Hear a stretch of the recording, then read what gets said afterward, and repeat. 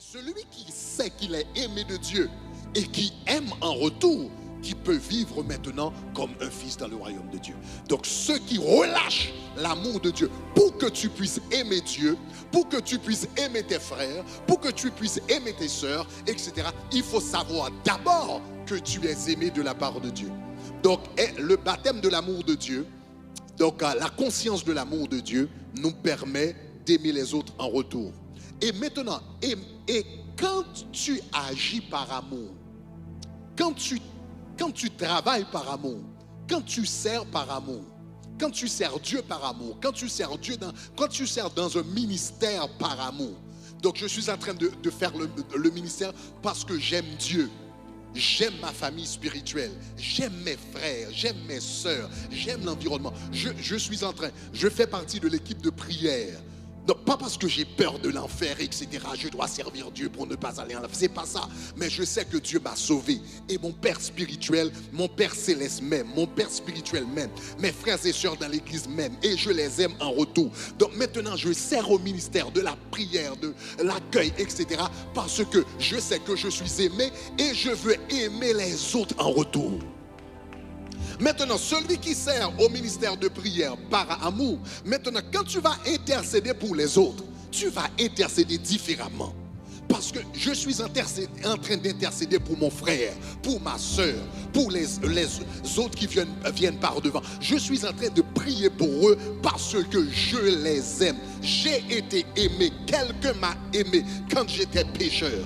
Donc quelqu'un vient ici pour donner sa vie à Jésus. Et tu es en train de prier avec cette personne, de servir. Tu sers avec un amour extraordinaire. Parce que l'amour que tu as reçu de la part de Dieu, tu veux le communiquer à d'autres personnes. Est-ce que ça va? Dites-moi gloire. Donc maintenant, quand tu sers par amour, ton service n'a pas de limite. Quand tu sers par amour, c'est impossible de te décourager. Quand tu sers par amour, c'est impossible. On parle de burn-out, etc. Mais c'est impossible.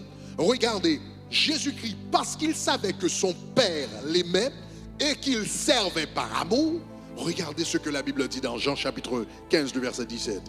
Regardez, la Bible dit, il n'y a de plus grand amour que de donner sa vie pour ses amis. Il n'y a de plus grand amour que de donner sa vie pour ses amis.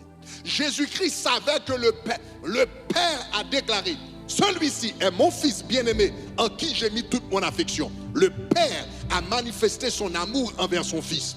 Et le fils, tout à travers son ministère, il savait que le Père l'aimait. Il était convaincu de l'amour du Père. Il a dit, le Père aime le Fils, le Père aime le Fils. Le Père a aimé le Fils avant la fondation du monde. Et parce qu'il savait que son Père l'aimait, en retour, il pouvait aimer les autres. Et il a tellement aimé les autres qu'il a consenti à donner sa vie à la croix. Parce qu'il aimait. Quand tu sers par amour, quand tu sers par amour, quand tu sers Dieu par amour, quand tu sers dans le ministère par amour, quand tu sers les autres par amour, il n'y a pas de limite. Il n'y a pas de limite. Il n'y a rien qui soit difficile, il n'y a rien qui soit tôt. Il n'y a pas de culte qui soit trop tôt parce que je le fais par amour. Il n'y a pas de culte qui soit trop tard parce que je le fais pas par amour. Il n'y a pas de culte qui soit trop long parce que je le fais par amour. Quand tu sers par amour, tu es prêt à tout donner parce que c'est ça la nature de l'amour. Est-ce que ça va, chers amis? Donc ça, c'est important. C'est l'amour. L'amour nous permet d'aimer en retour. L'amour nous permet d'aimer en retour.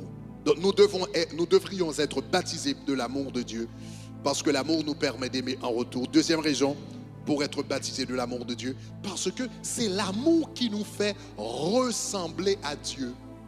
En tant que fils de Dieu, tu peux être fils de Dieu et ne pas lui le ressembler.